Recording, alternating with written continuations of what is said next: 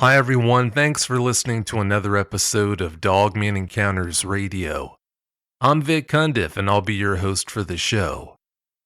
Before we get started, if you've had a Dogman encounter of your own and would like to speak with me, whether in private or on the show, please go to dogmanencounters.com and submit a report. I'd love to hear from you.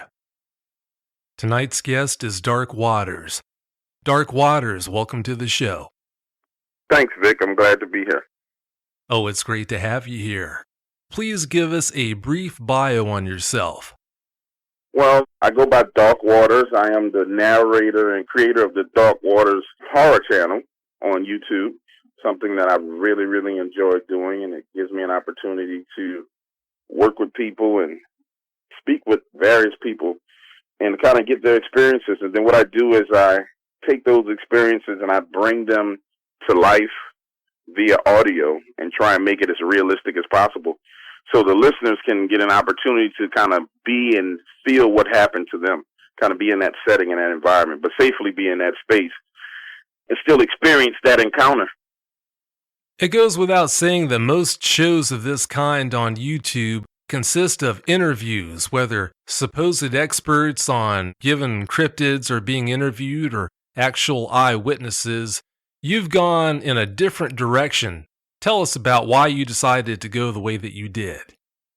Well, my background is in the radio business. I used to be a syndicated financial talk show host. So I developed a very good set of skills in communicating with people and meeting people and making friends. And through that radio show, I developed a very strong network. So as opposed to doing what everybody else is doing on YouTube, which is taking a story and just narrating it, what I do is I literally investigate the story. So I sit down and meet with the people who've had their encounters and kind of do an interview with them, talk to them, go through the emotional ups and downs with them, and then I create the narration and add sound effects and try as much as I can do to bring it to life.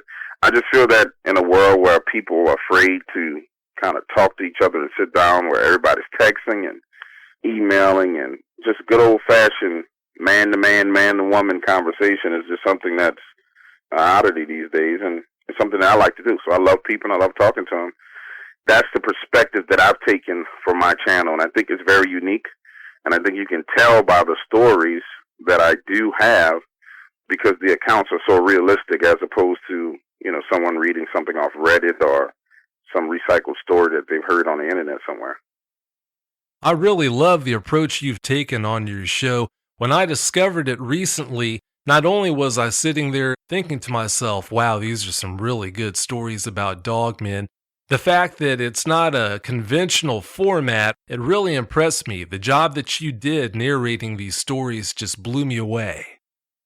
Thank you. I appreciate it. I really, really do. I work hard at it. Oh, it shows. Before we get into the actual encounters, what types of stories do you cover? I cover the gambit. As you know, I have several Dogman stories. I have a few Bigfoot stories that are there. I have a lot of true horror stories, things like home invasions, paranormal stuff where, they're poltergeist type things that are covered. The advantage that I really believe I have, Vic, is that I am in Louisiana, and I'm actually in New Orleans, which is a paranormal hotspot, and it's a hotbed, and no one can deny that. And so the strange and eerie things that happen in this city and the surrounding areas, it just gives me so much to pull from and so many people to talk to at any point in time. So it really gives me a lot.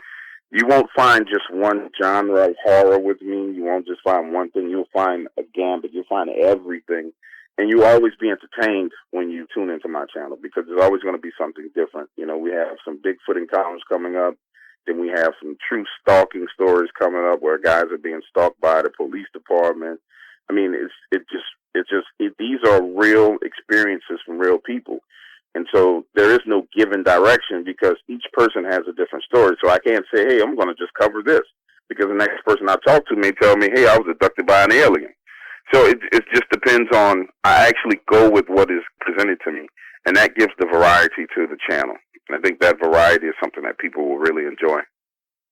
I know I've listened to almost every video on your channel. There might be one or two non-Dogman-related stories I haven't listened to yet, but I've yet to find one that's not top-notch. Since we are here to talk about Dogman, though, I want to get into what started all this. Taylor, Mississippi has got all kinds of crazy Dogman-related activity going on around it right now. Please tell us what you would care to share about what you know about that. Just to give you some background, just getting into Dogman, I had heard about Dogman, but I didn't know much about it. But in the process of gathering one story, I met a gentleman who had recently had an experience that set me down the road into looking into Dogman. So when I started doing my research, just to find out more about the topic, it turned out that there was a video out there that was a news story talking about experiences that people were having in Taylor, Mississippi with Dogman, where this lady had a picture of a Dogman that she had taken. People were calling the Rougarou, which is the Cajun version of a werewolf. So I reached out to my network and started trying to find someone who was in the Mississippi area that may have had one of those experiences. And that's how I ended up finding someone working in Taylor who had an experience. Actually, I found two people who've had experiences with Dogman, and those are some very frightening experiences that people have had. Yes, they are. Knowing what happened, they are some really scary stories to hear. Let's talk about how you found out about the Dogman topic in the first place. From what I understand, you were talking to this unsettling looking guy in a cigar shop. That's how you found out that Dogmen existed.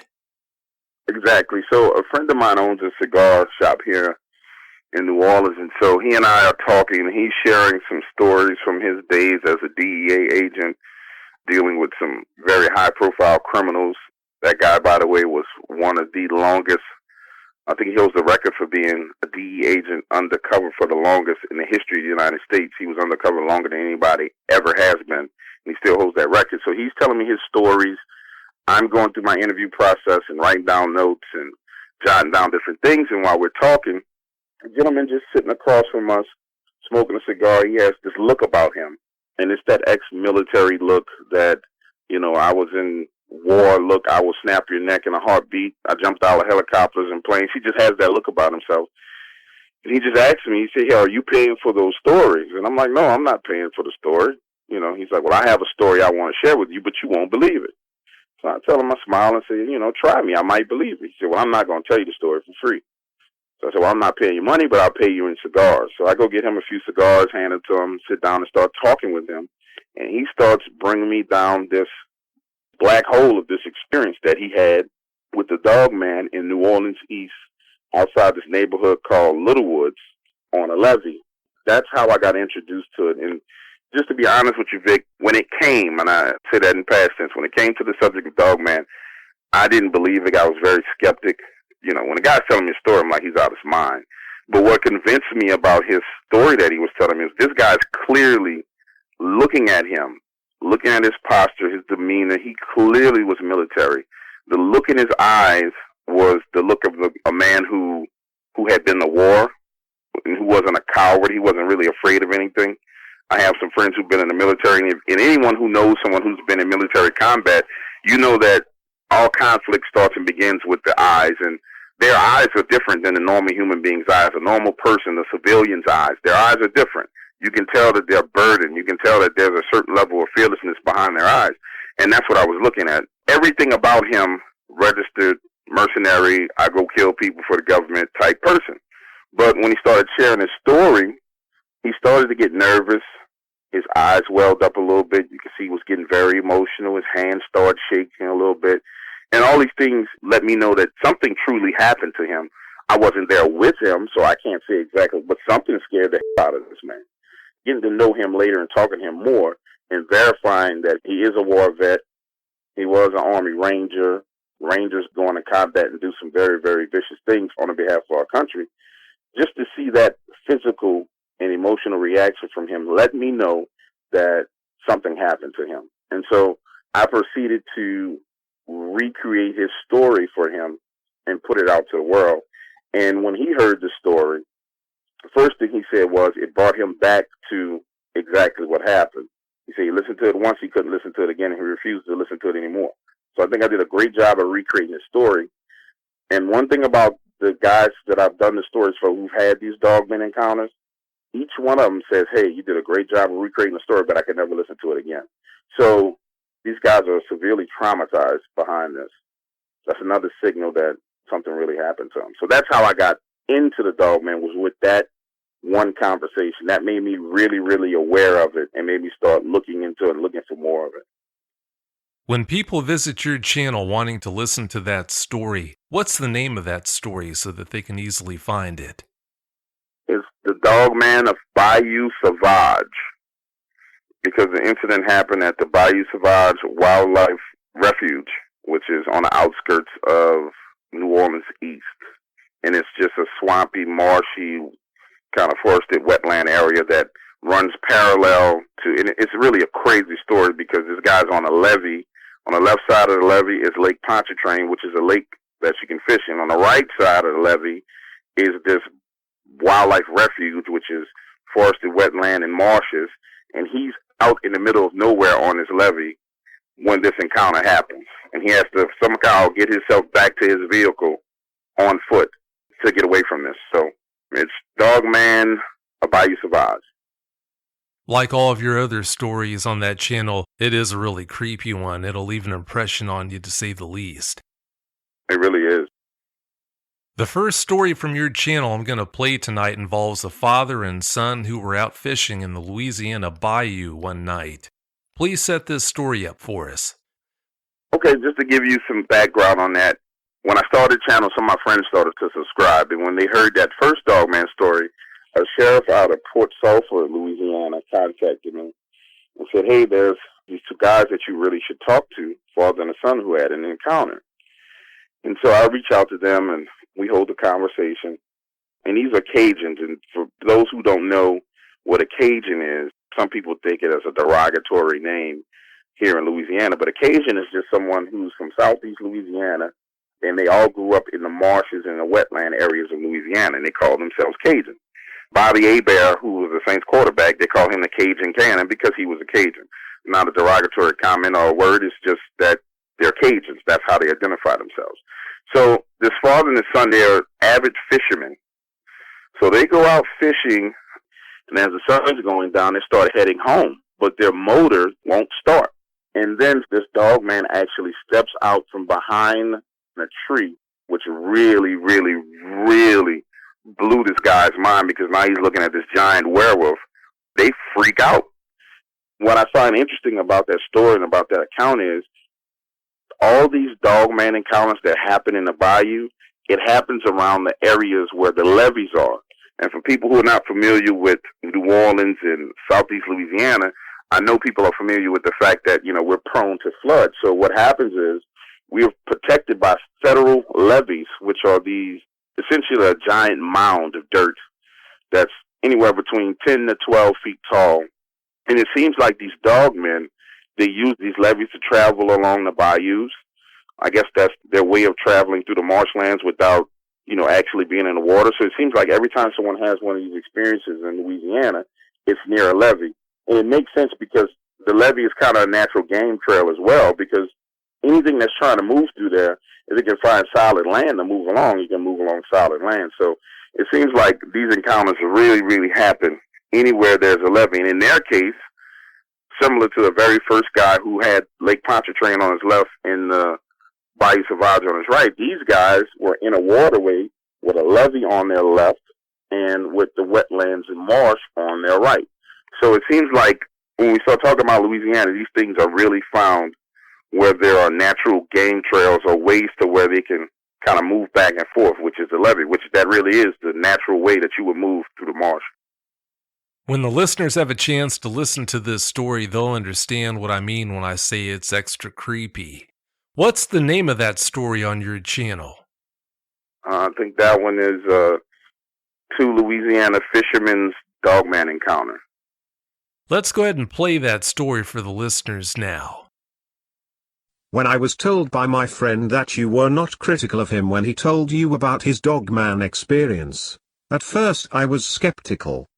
However, after speaking with you, I realized that you are the real deal. This encounter I'm going to share with you can be verified by my 19-year-old son. Both my son and I are what you call Cajuns here in Louisiana. I spend the majority of my free time hunting and fishing in the bayous of southeast Louisiana. Per our agreement, I am not disclosing exactly where this happened. I still have to live and work in this area, but I will do my best to paint a clear picture of the surrounding.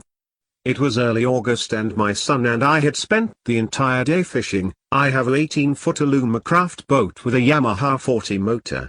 On the front I mounted a trolling motor. It is a Minnesota Cota 45-pound thrust battery-powered setup. The max speed on this motor with 2 people on my boat is 12 miles per hour through calm waters. It was just turning dark when our encounter began. The Yamaha 40 motor on my boat was noticed also. My son and I always tried to get out of the bayous before dark. As expected, the Yamaha 40 was stalling and slow to crank up. As I pressed the ignition, she wouldn't turn over. We didn't want to flood the engine, so instead we began using the trolling motor to travel along the bayou to head home. It was no big deal, we had done this many of times. It did mean that a 20-minute ride through the bayou would now take an hour. We were rounding a bend near the levee when everything went quiet. My son brought it to my attention. "Papa, listen," he said. "Everything is so quiet." There was not a sound, no birds, crickets, no fish splashing. The only sound was the steady hum of the trolling motor. In order for you to understand what happens next, I have to explain the area we were in. The levee is for storm surge protection. It's 12 to 15 feet tall in spots along this waterway. The levee is on our left-hand side. On our right-hand side is primary forested wetland.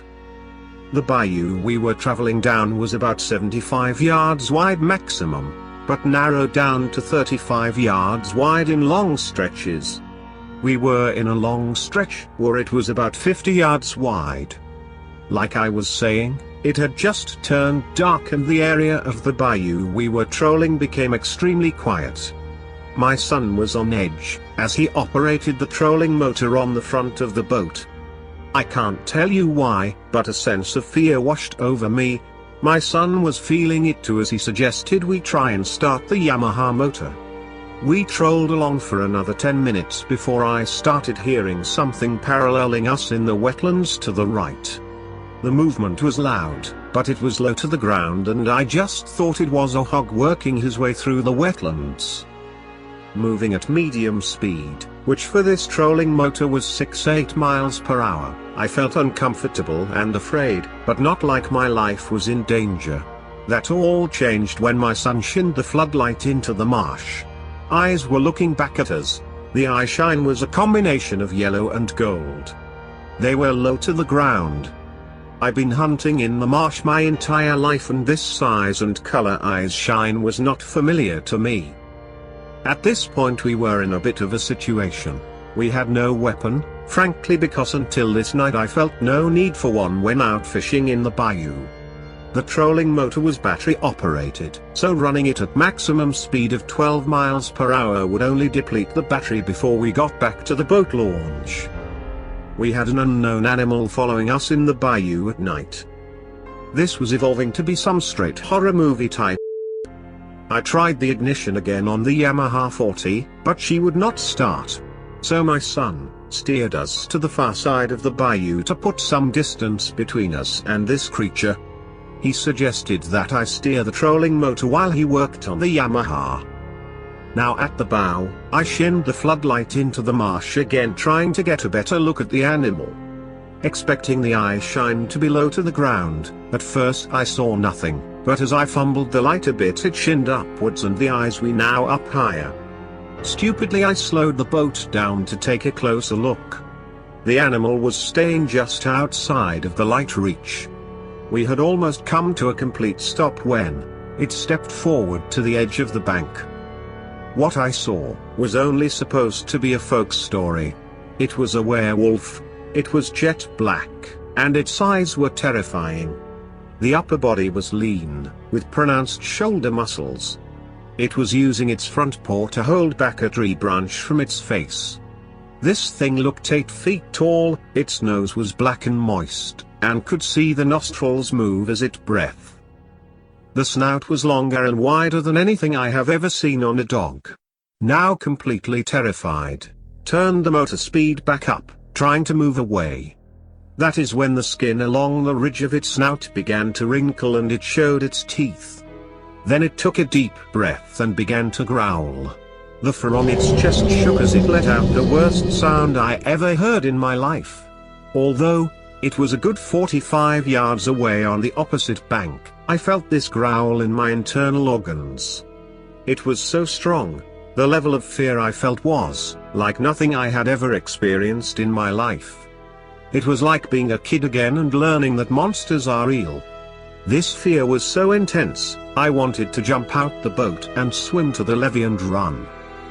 My son, now aware of what was tracking us, worked frantically on the Yamaha, trying to get to the fuel filter. This thing walked on its hind legs along the bank for the next 20 yards, before it was forced to cut back into the marsh because of a small cove. Now out of sight, I asked my son what the situation with the motor was. He had just got the fuel filter out and was flushing it with fresh fuel. He only had to insert it again and reassemble part of the motor. Knowing I had a good 10 minutes before he was done, I turned the trolling motor to its maximum speed. I wanted to make sure that this animal was not able to meet us on the bank once it circled around the cove. For the next few minutes things felt normal. The crickets, birds, and other sounds of the bayou were back again. But this feeling was short-lived as the animal let out a howl from the back of the cove, almost as to let us know it was still coming for us. We both could hear this thing tearing through the wetland, loud splashes, trees and brush breaking. It was headed our way and this time at full speed. Nervously, I told my son we need to get that motor going now. "Yes sir, almost done," he replied. The sounds were getting closer. Shining the light ahead of the boat, I realized that we were not being stalked, but hunted. We were entering a section of the bayou where the waterway narrowed to about 35 yards across. This particular section would only take 3 minutes to navigate with a normal motor. With this trolling motor we were screwed. I felt like a sitting duck as the sound of this thing could be heard rounding the cove and headed straight for us. The sound of my son trying to turn over the motor provided some relief, but she was still not starting. He paused for a second, threw the motor in reverse, hit the ignition, and she started. We were saved. Looking into my son's eyes, he was shaken, but he never looked back as we sped off. When we arrived at the boat launch and pulled the boat out the water, my son looked me square in the eye and said, "Was that a werewolf?" Yes, it was. It had to be. We talked about it on the ride to the local bar for a beer. The next morning he took that Yamaha 40 to the motor shop where it was completely rebuilt. It cost us $350, but I won't ever be in that situation again. We upgraded the trolling motor as well to a stronger gas version. Staying in the bayou after dark is no longer an option for us. Of course we are scared when we go out fishing now. However, we are well armed with Russian AK-47 rifles, shotguns, and flares. If it ever shows up again, it will be the one doing the running, not us.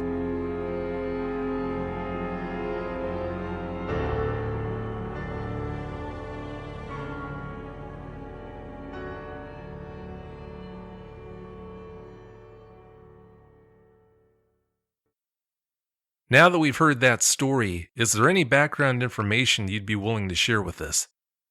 Yes, in that particular case, the son was severely traumatized by that encounter, and he's had to have psychiatric counseling because of what he experienced. And the reason being is that the son was at the back of the boat, and all the pressure was on him trying to get them to safety because he was the one who knew how to take the engine apart. So, again, it just goes to show how traumatizing these experiences have been for people, and it's very, very traumatizing. I can personally tell you it's traumatizing. We're going to show how traumatizing these encounters can be when we play your encounter later on in the show. The next story I want to play involves a lineman's experience late one night. Please set this story up for us. That's a good one. The lineman, this is when we start getting into the incidents that are happening in Taylor, Mississippi. So a friend of mine named David ended up connecting me with Skip, and Skip is the lineman in the story. Skip gave me all the details of his story. We talked, and essentially what happened to Skip was Skip is a distribution lineman, and for those of you who don't know what distribution lines are, those are the power lines that actually bring power to your home. Sometimes you have underground lines, sometimes you have above ground lines. But anyway, so Skip is a distribution lineman, and he works in a bucket truck. And those are the trucks that you drive down the road, they hop out, they get in the back of the bucket, they can remotely control that bucket and elevate themselves up to 20-something feet in the air, 30 feet in the air in order to work on a power line. So Skip is working on a distribution line that heads down into Taylor, Mississippi, because there's an outage. And as he gets into a certain area, he elevates himself and he starts to hear what sounds like things moving around in the bushes around him. After meeting him and hanging out with Skip, Skip is not, he's an outdoorsman, so Skip is not really shaken by things in the woods, but according to Skip, the motion and what was going on, it was all around him. And his encounter starts to get very, very, very, very unnerving real quickly.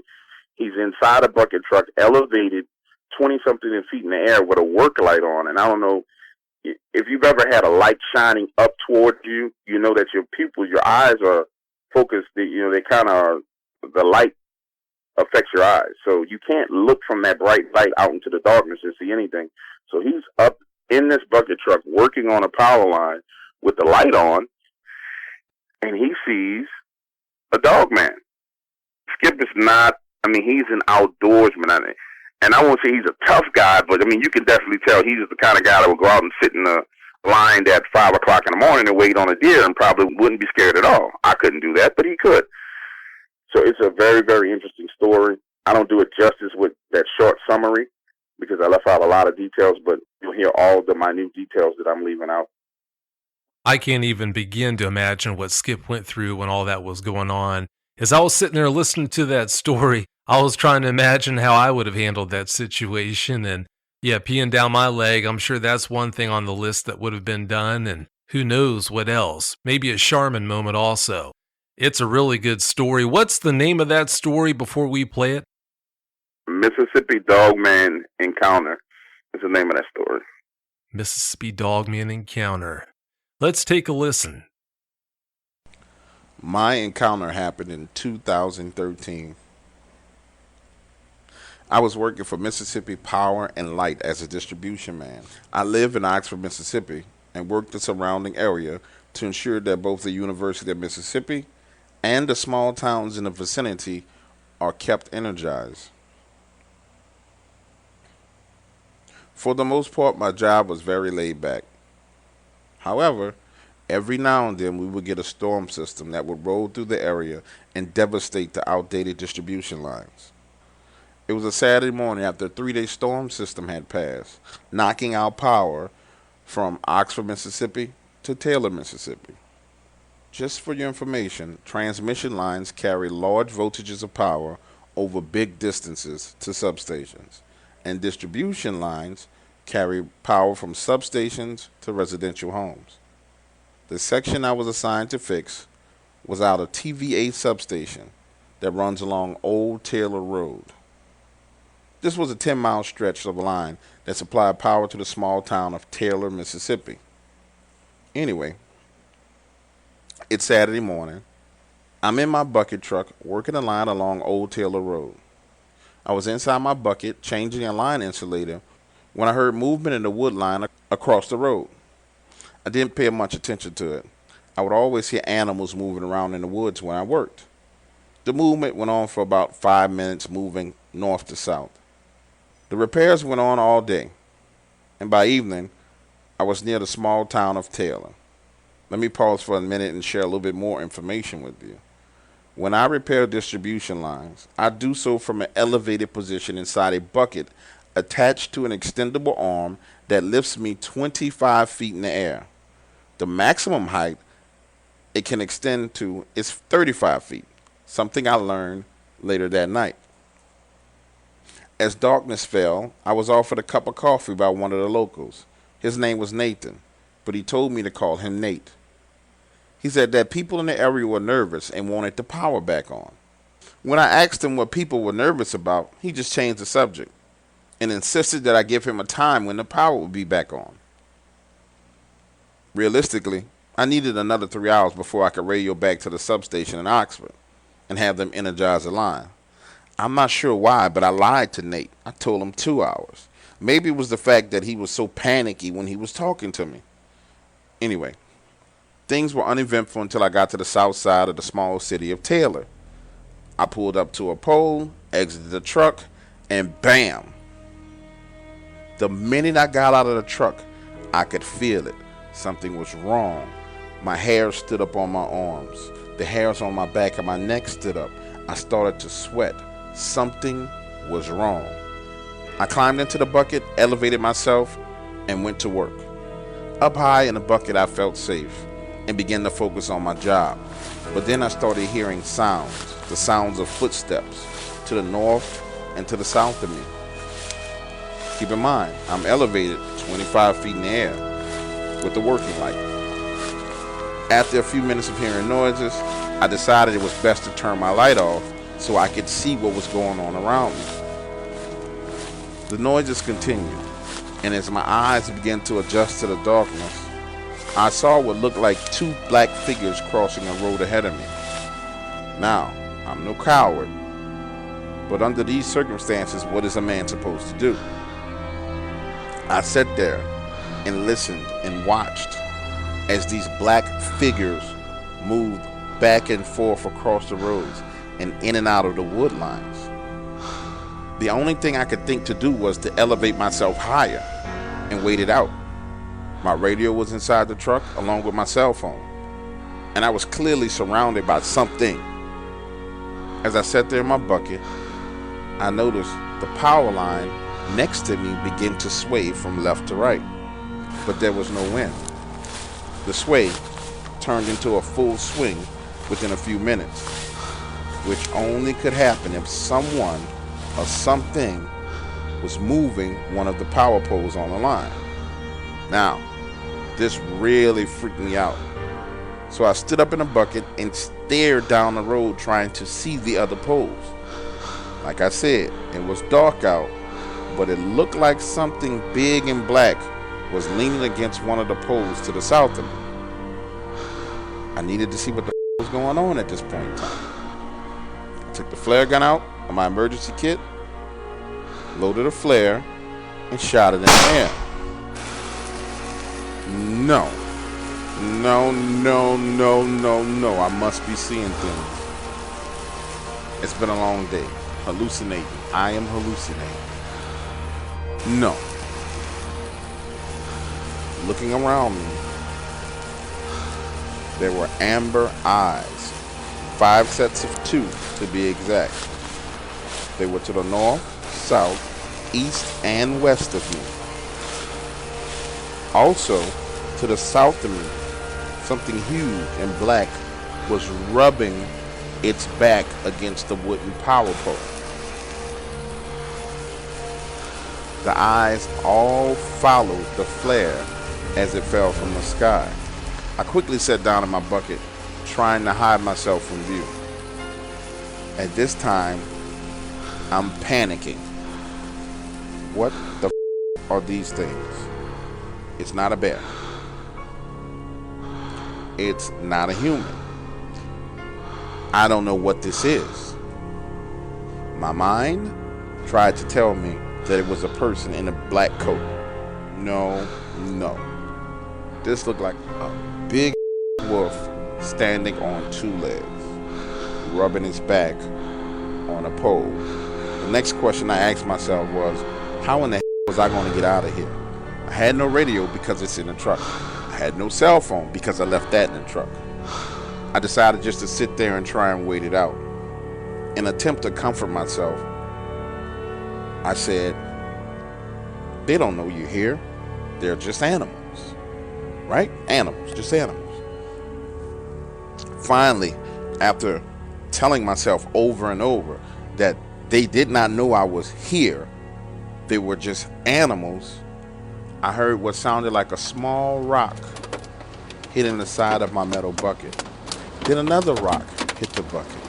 Then another, and then another. And then what sounded like a shower of gravel hitting the bottom of my bucket. Now, I'm panicking again. What the f***? These are using me as target practice. I was so afraid, I have to admit, that I pissed my pants. I didn't know what to do. I knew one thing, I wasn't getting down from this bucket. I knew another thing, something that looked like a wolf was using my bucket as target practice. So I just sat there. It was so much happening at once. The power line was still shaking. The rocks being thrown in my bucket. Movement everywhere. I couldn't figure out what to do. Then it hit me. I loaded another flare, stood up, and shot it out over the trees into the woods.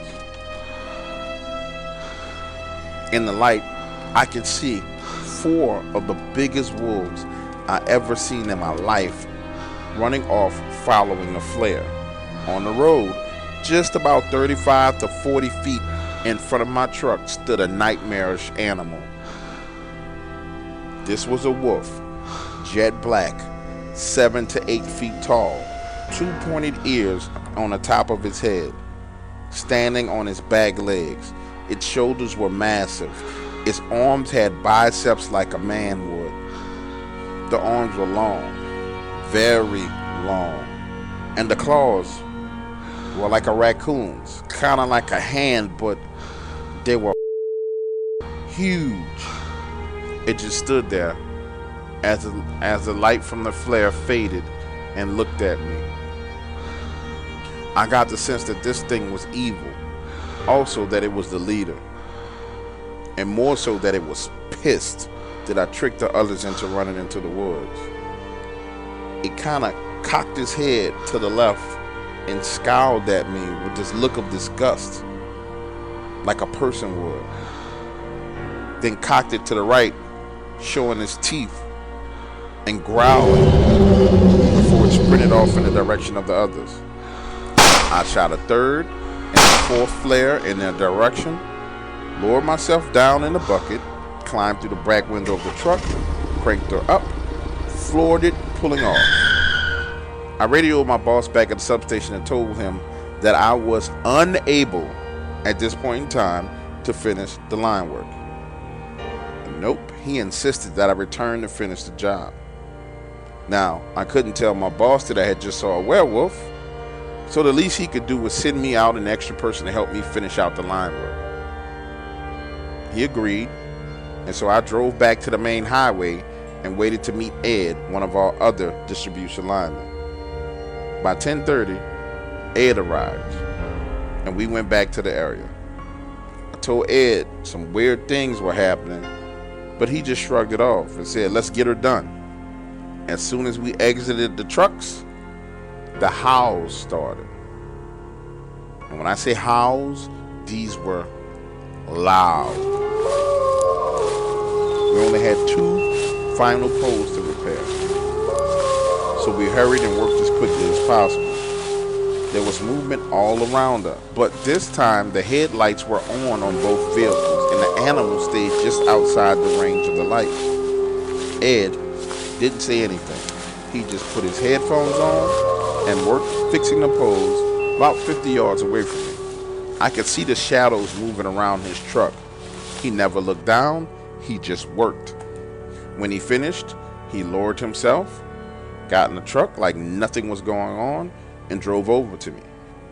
Ed sat there with his windows rolled down and waited for me to get finished.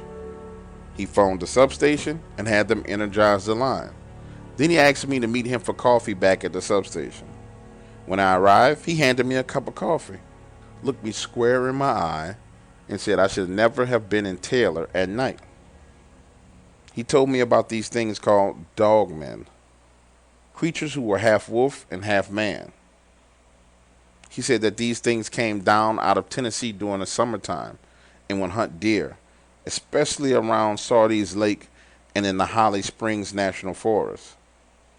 He seemed to know a hell of a lot about these creatures. He went on to share with me that he was born and raised in Taylor, Mississippi, and that these things had been a problem for years. And he gave me one piece of advice: never go anywhere near Taylor, Mississippi at night. Is there any background information you'd be able to share with us about that one? Yeah, I could give you some inside baseball on Skip because I spent a good amount of time with him in person. And when I say that Skip is an outdoorsman, he really, really is an outdoorsman. He's an avid hunter, a deer hunter. He spends a lot of time in the woods. I mean, when I say a lot of time in the woods, I mean, he's one of those guys that you know all he does is hunt. And Skip actually had heard about these dogmen, but he didn't believe in them. So that was one of the interesting things about Skip's encounter. He actually heard about it, and he had heard there were things going on in Taylor and in that area, especially Lake Sardis, which if someone looks on a map, I want to say Lake Sardis is northwest of Taylor, or maybe it's southwest, one of the two. But especially in the Lake Sardis area, he heard about it, but he didn't believe it. And so now he's an avid believer in Dogman, but he's not a person that's going out really looking for him. He's somebody who's having a hard time hunting now. And he says he has a very hard time sitting in the blind now because every time he hears a noise, he thinks it's a dogman. So I can completely understand that happening to someone after the type of experience that he had. After hearing what Skip went through out there that night, I don't think anyone would have a hard time understanding why he'd have such a hard time going out into the woods and doing the things he used to take for granted. Not at all. This last story I'm going to play covers the details of your own personal encounter. Instead of having you set this one up, what I want to do is I'm going to play the encounter, and then afterwards, going to have you reveal any details you'd be willing to share with us about what happened. Do I believe in the dogman? To be perfectly honest with everybody, the answer is no. I believe in the paranormal? Yes, absolutely. And I have a very healthy respect for it all. Which is why you rarely hear me have any stories about ghosts or demons on this channel. Frankly, I'm afraid of them. So when the reports of dogman sightings came in from Taylor, Mississippi, and I found out that there was actual TV news footage talking about the problems that the people in Taylor were having, I jumped at the opportunity to talk with Skip, the lineman in the story. To give you some background, Skip is a friend of a friend. A guy named David Dunbar, who I've known for a few years, contacted me when he subscribed to the Dark Waters channel. David and Skip go back 20 years. So in my mind, it was all good. I trust David. David trusts Skip. It was a real simple solution to the problem. I can talk to Skip. So Skip and I had a Skype conversation when it was time to talk about his experience. He presented it. We went back and forth, and I had many questions. And then I created the Mississippi Dogman video that you all have listened to. By the way, if you haven't seen it, take a look in the description below, and the Dogman video is there. Talking to Skip, he claims that I nailed it 100% when it comes to his experience. The sounds, the exact layout of what happened, I was able to accurately paint a picture of what he experienced. So for you guys who haven't listened to that, go ahead and take a listen. Anyway, in that Skype conversation, Skip left an invitation for me to come to Oxford, Mississippi, then travel to Taylor, Mississippi with him right before sundown. My encounter starts with that invitation.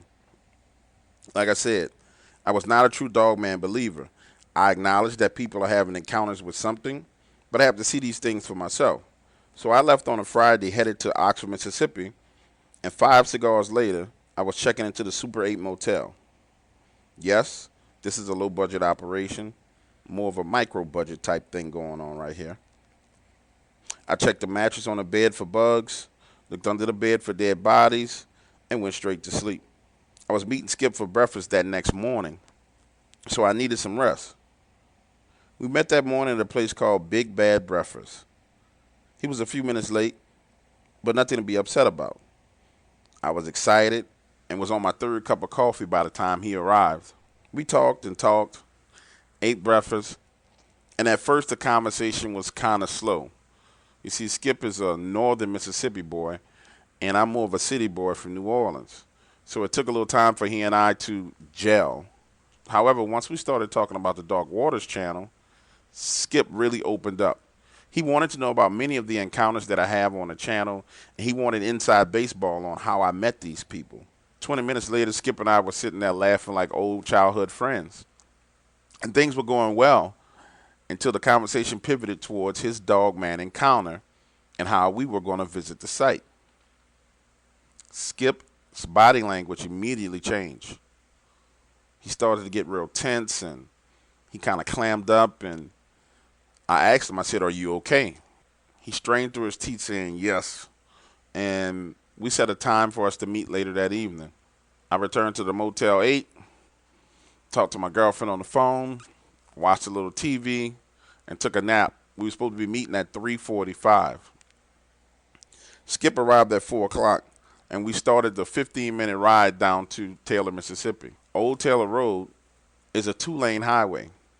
One lane going north, one lane going south. This roadway is kind of spooky in the daytime, so I can imagine how it was at night for him. The trees and bushes kind of overhang to the side of the road, to the point to where if you stuck your hand out the window, you can actually touch one of the tree branches.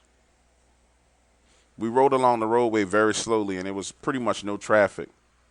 The only thing that passed us was a funeral procession, and in true Mississippi tradition, we pulled to the side of the road and let the funeral procession pass, paying our respects to the dead. We talked as we rode down the road, and we even stopped at private properties where people had recently had Dogman experiences. We didn't go in and talk to anyone, but we stopped and looked over the property. Right at about 5:45, we made our way to the section of road in which he had his encounter. To describe it, at this point, there's a slight bend in the road as it makes a sharp curve about 200 to 300 yards up ahead. We stood there in the middle of the road, talking about his experience and him telling me about some other things that he heard about that happened down at Sardis Lake. The sun was starting to go down behind the trees, and it was just starting to get dark. Now, guys, Dark Waters, I am not an outdoors man at all. The most I do in the woods is go to the gun range with my friends who are Marines and kind of fire a few rounds down range. But as far as hanging out in the woods, that's not something that I do. However, my senses are very acute, and I like to believe that I have a very, very, very good radar when it comes to danger. Standing there in the road as the sun started going down, I did start feeling that it was a dangerous situation, but nothing had happened that really made me nervous thus far. We stood there talking, and I watched the sun fall behind the trees. Skip was talking a little bit more about his encounter as the sun set behind the trees and it turned dark. I don't believe that Skip noticed that everything had gone quiet. Prior to things going silent, the area was very lively. There were crows on the power lines squawking. There was a dog in the background. You could hear him barking a ways off. And just the normal sounds of the forest. But things went deadly quiet. When I say quiet, deadly quiet. Almost like in a vacuum.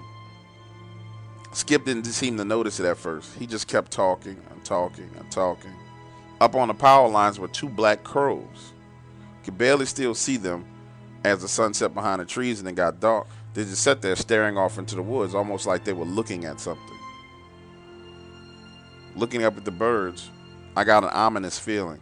I turned my attention back to Skip to continue to listen to what he was saying.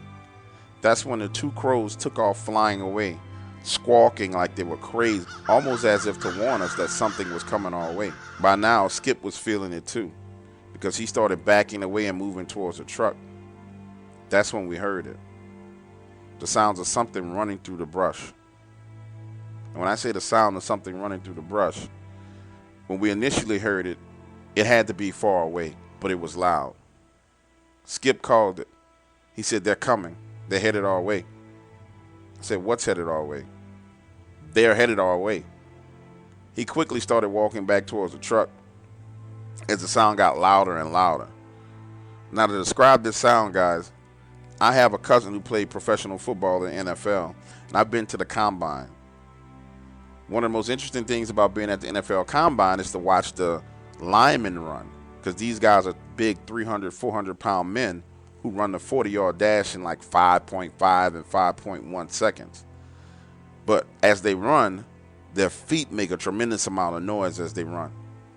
The sound that I was hearing was the sound of maybe 4 or 5 of those NFL offensive linemen running through the leaves of the woods, but it was far off.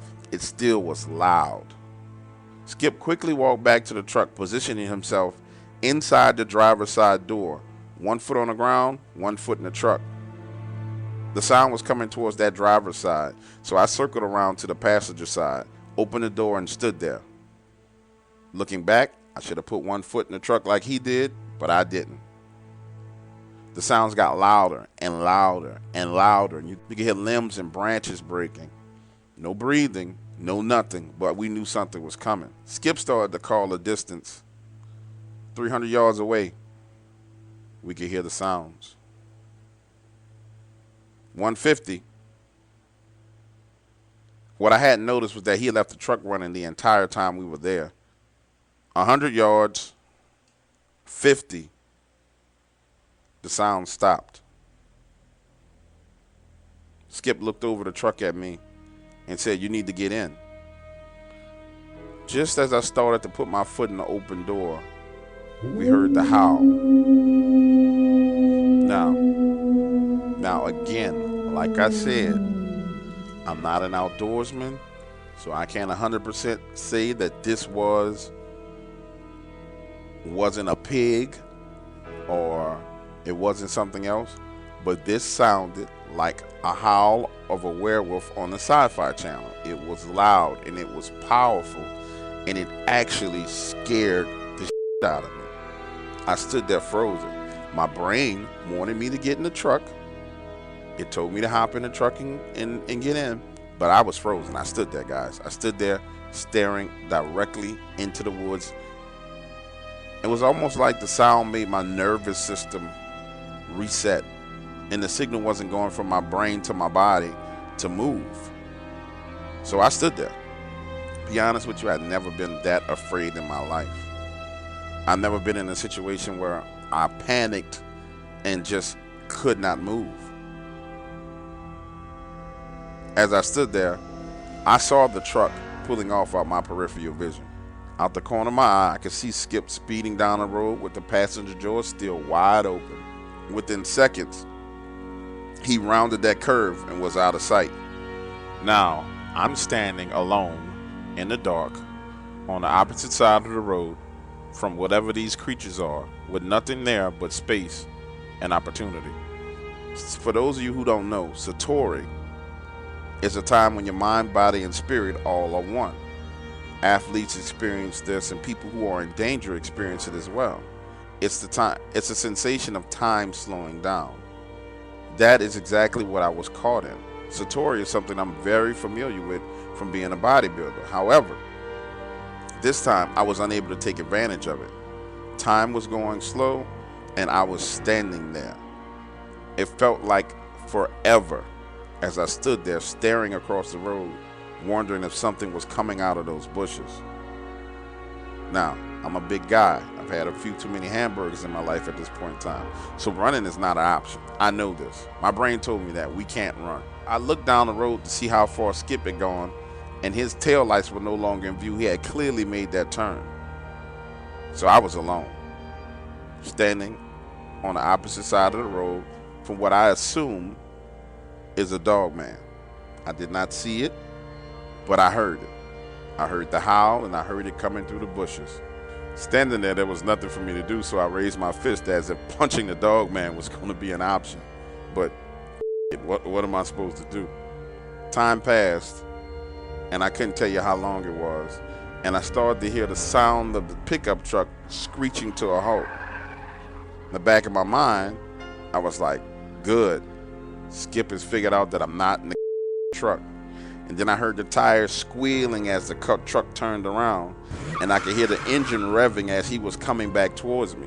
The headlights from the truck lit up the street and the brush across from me, and something big and black moved from left to right.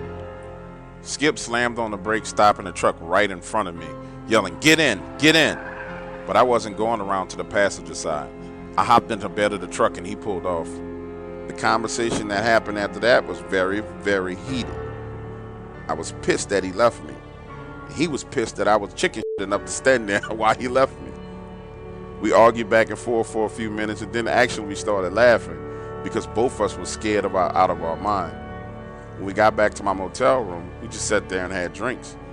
And I told him, I said, "Man, I'm not sure what the hell that was." He said it was the Dogman. You heard the howl, you heard it coming through the bushes. I told him I didn't see it though. He said, "Did you want to see it?" I really pondered this question for a few minutes before I answered. Truth is, I don't think I really wanted to see what that was. Based on what I heard, the little flash of blackness that I saw, and the size of the whatever it was moving from left to right, I don't think I ever want to see a Dogman. Ever in my life.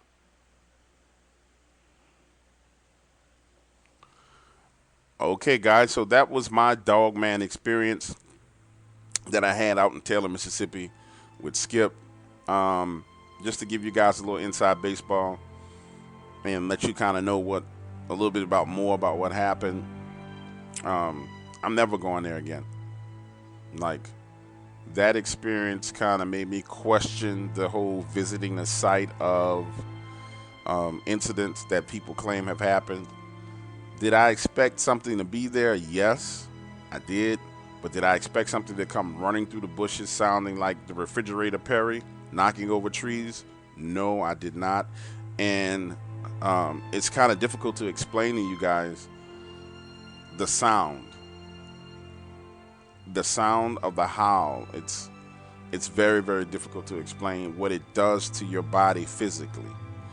I've watched some Dogman videos where they talk about infrasound and growls and roars and what they do to you. It freezes you. It's almost like getting hit in the back of the head with a stick and you're foggy is the best way to describe it. And what I'll say to you guys who listen to this channel who say, "Hey, I want to go out and go look for the Dogman," I would say don't. I would say leave that alone. I'd rather see you go ghost hunting or exercise a demon or go skydiving or deep sea spear fishing and looking for giant octopuses than going out and messing with this Dogman. Because I can imagine that had something stepped out of those bushes within that probably 2-minute time span that Skip was away from me, it could have easily came across, killed me, and drug me off, and he would have never found me. So I just want you guys to be careful. It's not all fun and games. Some mean out here in these streets. And don't forget to comment, like, subscribe, and also share this video with your friends, because sharing is caring, and we all care. And I will see you guys on the next episode. I'm working diligently to get out these next set of videos. I have 3 Bigfoot encounters coming. Then I pivot back to some real crazy horror stories that I got from a gentleman here locally. So I'm trying to keep it working and keep you guys happy and make sure that you have enough content to keep you scared all night long. I'll see you soon. All right, now that we've had a chance to hear about what happened to you, are there any inside details about what happened that night you'd be willing to share? Yeah, absolutely. And you might have to forgive me when I start talking about my encounter, because I may drift off a bit, because it's one thing to tell someone else's story and recreate someone else's story, but it's another thing to talk about what happened to you. So essentially, the conversation I had with Skip when we went back and forth, we did Skype, we did phone, we did email, all those conversations ended with an invite to come to Oxford, Mississippi and hang out with him and then just go to the site of his encounter. And like I said, on my channel, I believe in trying to investigate the stories. I want to verify if it's true or not. I just want to get to the bottom of it. So I decided that I was going to take that trip. So, I stopped by my favorite cigar shop, got me a couple of cigars, and hit the road. Ended up spending the night in Oxford and meeting him that next morning. We talked and had breakfast and pretty much hung out and got to know each other, kind of broke the ice. And the ice really broke between the two of us when we started talking about my channel and giving him some inside baseball on a lot of the stories that I have, and really giving him the behind-the-scenes things that people don't hear about. And so we ended up heading down to Taylor that evening. I think he picked me up at like 4 o'clock, maybe like 3:45, 4 o'clock.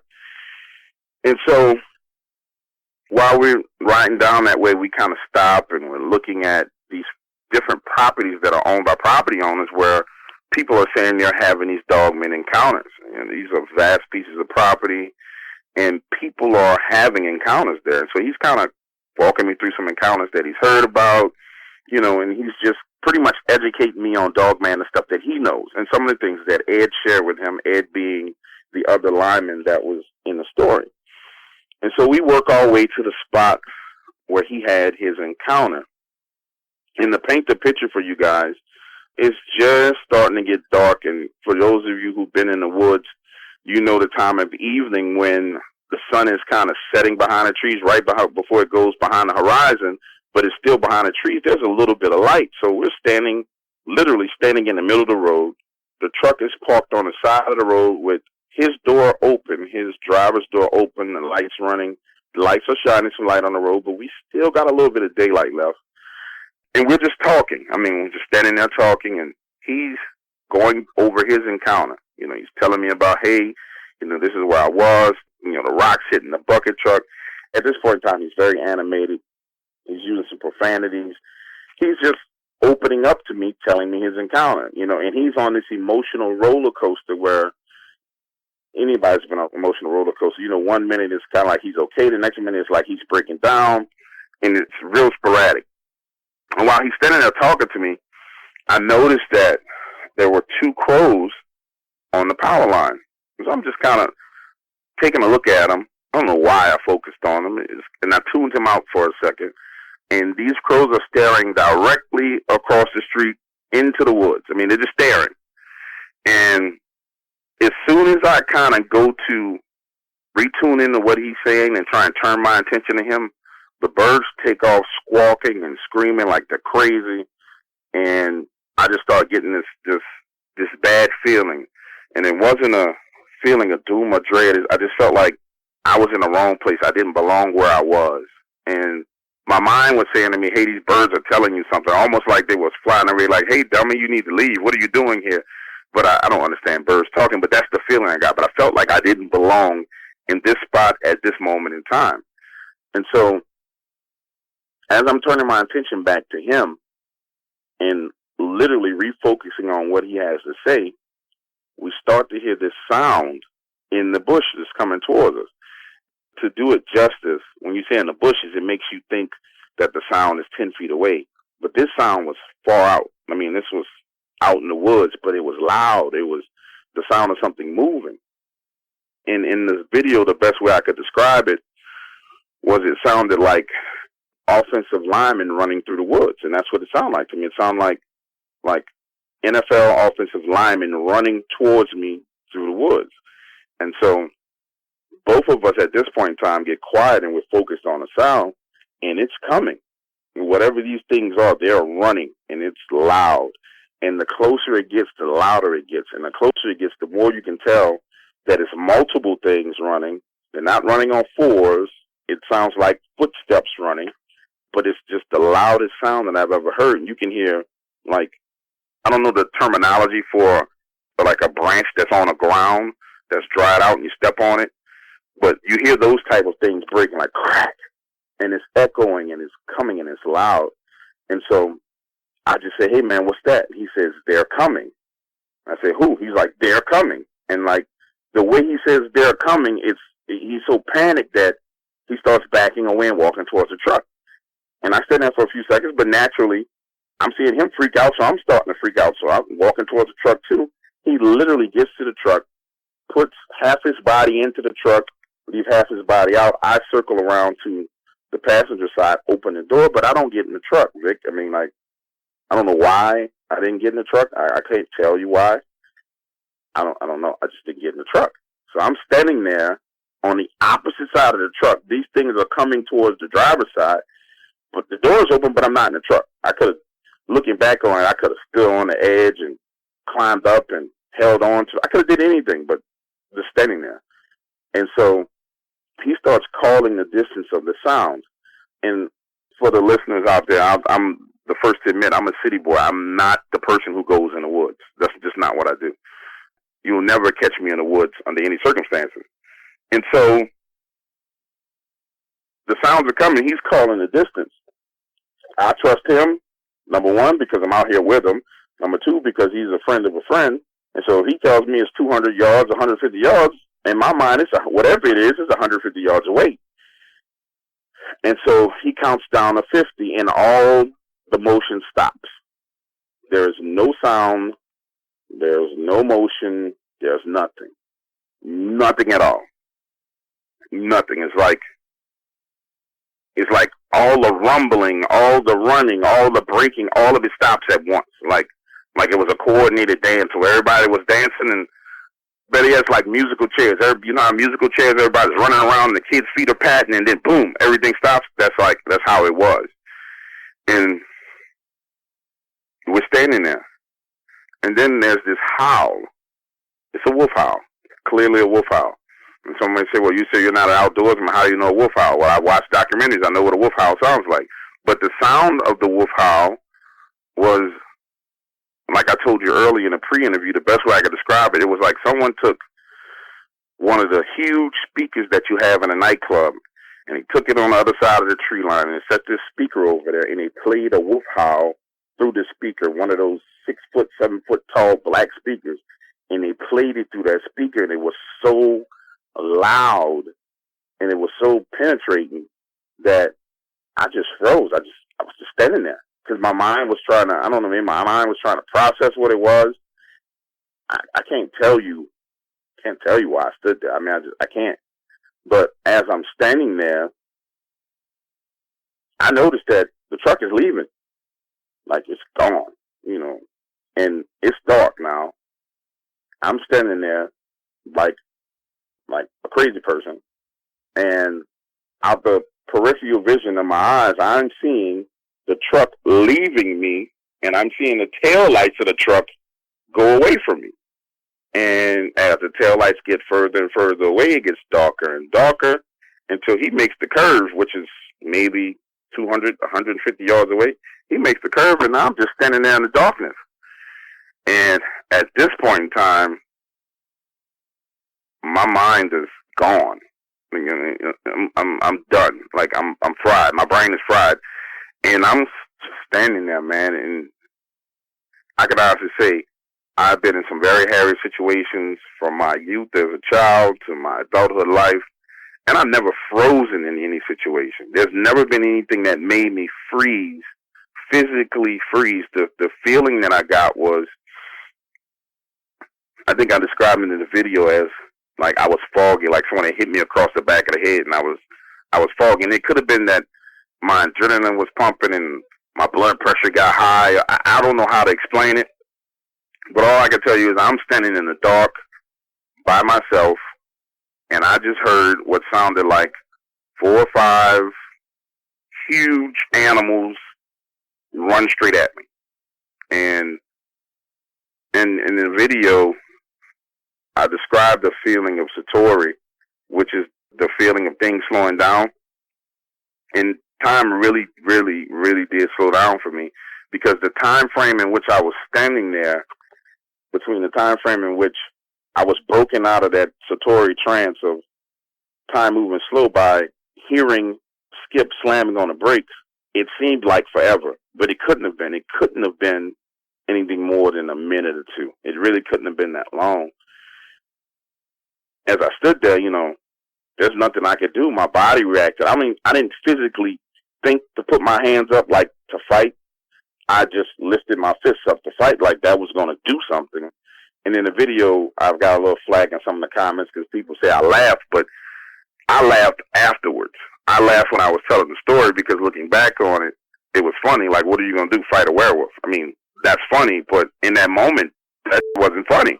None of it was funny in the moment. None of it was entertaining. They all was very, very frightening.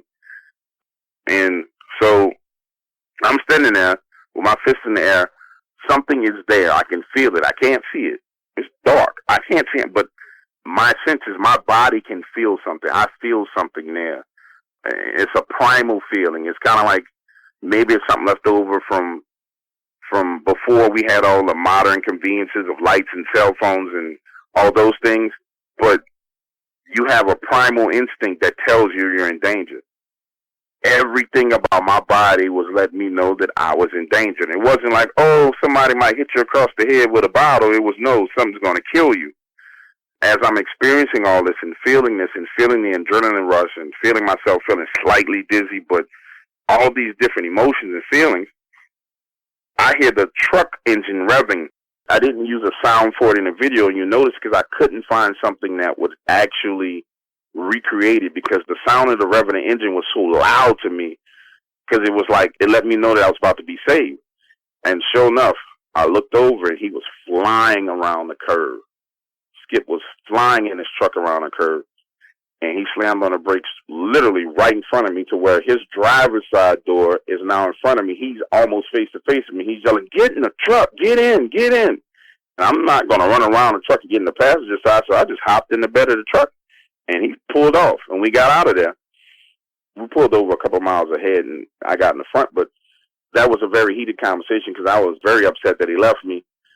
I don't think it was intentional. I really believe that he thought I was in the truck. And based on the way he came back, you know, it definitely wasn't intentional. But when we got back to the hotel room, we talked, man. We drunk so much alcohol, got drunk that night, and we kind of laughed and we talked. And now I understand why people are so afraid of these things. I didn't physically see one. I can tell you this, though. When he was headed back to me and those lights shined on the roadway, started shining on me and lighting up the bushes from the headlights, across from me in the tree line, I could see there were two trees, two pretty relatively big trees. They're about 6 or 7 feet apart. I did see a black mass, and it was a black furry mass, and just to be specific, move from left to right. They moved very, very quickly, but I didn't see the muscle tones, you know, the snout and the eyes and all that of this creature. But I did see something that was 6 to 7 feet tall, I would say 7 feet tall on the high end, move from left to right. And just that little bit that I saw freaked the hell out of me. For those who are listening who may say, oh, well, you could have seen something, you could have seen anything. In the video, you'll hear me talk about Satori, and I referenced it a few minutes ago. I was a bodybuilder. Now, when I say I was a bodybuilder, I lifted very, very heavy weight, 600-pound squats, 450-pound bench presses, huge amounts of weight. And I got very familiar with Satori because it's the process of time slowing down because your mind, body, and spirit are all cooperating as one. It's something that we don't experience on a daily basis anymore because we're rarely in danger. But if you ever talk to someone who's been in a car accident or someone shot at them or someone whose life has been in mortal danger, they would explain to you that everything slows down. A part of the Satori that I was experiencing was that everything was slowed down. And I saw something move from left to right, and it was huge. It was black. It was almost 7 feet tall. I would give it 6'9", 6'11" to 7 feet tall from left to right. I know I saw that. And as much as I try and tell myself, hey, you didn't see anything, to comfort myself, we lie to ourselves and make ourselves feel better. I try to lie to myself and say, okay, well, you didn't see anything. I know what I saw because I know the experience of Satori, and I know exactly what it's like for time to slow down while you're doing something. And it's not unfamiliar to me. I'm very familiar with the sensation. And I know that what happens in that sensation is what really happens. So I know I saw something. Now, did I see the dog man step out and go, roar? No. But I saw something move from left to right. And I don't know of any animal that's 7 feet tall that moves very fast and is black. I don't know anything like that in the woods. Maybe I can Google and find something. Maybe there's some kind of bear, but I don't know. And so that was my experience, and I tried my best to do it justice by bringing it back to life and recreating it. in the story.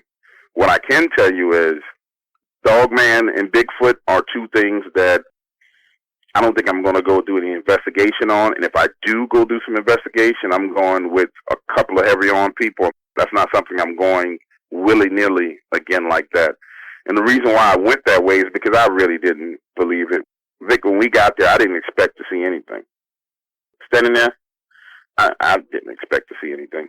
I did not expect to hear anything. I expected to go to Mississippi, start from the beginning. I expected to smoke cigars on my way to Mississippi, hang out with a guy, go through his encounter, talk with him so I can truly get a grip on what was going on, possibly get some more information and talk to some more people, do some more investigative work, smoke some cigars on the way back, and be a happy camper. I did not expect any of that to happen. None of it. I didn't expect any of that to happen to me, and it did. It did, and it scared the hell out of me. Well, it sure didn't take long for you to get an education on whether dogmen were real or not real, unfortunately. No, they're real. That's why my video is titled, My Dogman Encounter, They Are Out There. Because I think that people don't understand that this is real. And I can understand the perspective they're coming from. I can understand them saying, hey, these are great stories, but there's no such thing as a dogman. I can see someone being skeptic, and I can understand someone wanting to experience the reality of it. But what I will tell you is, and I can confidently say this, I don't ever want to see a dogman. Because I'm having trouble with the sounds of those things running towards me. I'm having a hell of a time with the memory of the howl and the sounds and the smells staying with me from that experience. And so to actually physically see this thing with my own eyes and for it to fit the descriptions that I've heard from other people, from my stories, I don't know. I don't want that ingrained in my memory. I don't want that stuck in my memory bank at all. That's not something I want in my mental computer. I just don't want it. Oh, that's totally understandable. As far as nightmarish situations go, I can't think of how it could be much worse than a situation like that. All alone on a country road like that after dark with 4 or 5, maybe even more dogmen just off the road looking at you. Doesn't get any worse than that. And also, too, I know Skip left you at the start there, but it says a lot about his character when you consider the fact that he did turn around and come back. If you think about how many people would have never come back after they had gotten away, that says a lot about that man right there. No, I totally agree with you. That's why I can tell you, Skip and I are friends to this day. If Skip needs anything, he can pick up the phone and call me because he did come back. And I genuinely believe that he didn't know that I was not in that truck. I genuinely believe that he thought I was there because the way he came back left no doubt and let me know and let anybody else know that he was coming to get me. Because when I say he came flying around that corner, he came flying. Now, he was scared out of his mind, but he came back. And that's the true sign of a brave man. You know, you feel the fear, but you do what you have to do anyway. So Skip goes down as one of the bravest men in my book. Oh, I couldn't agree more. The fact that he did turn around and come back, that says it all right there. Are there any last bits of information you'd like to share about that story? Yeah, the one thing I would say is just my message to people who say they want to go out and look for a dog man is don't do it. Just enjoy the experiences of others and enjoy the encounters because the danger that's involved in this is too risky. It's way too risky to go out looking for something that is a killing machine.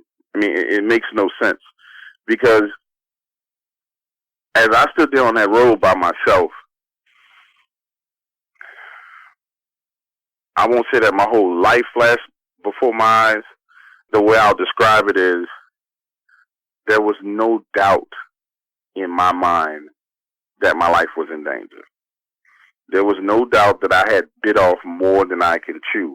And what I don't want to happen to anyone, which is why when people say, where exactly in Taylor was this, I won't tell you, because I don't want to be responsible for anyone getting hurt.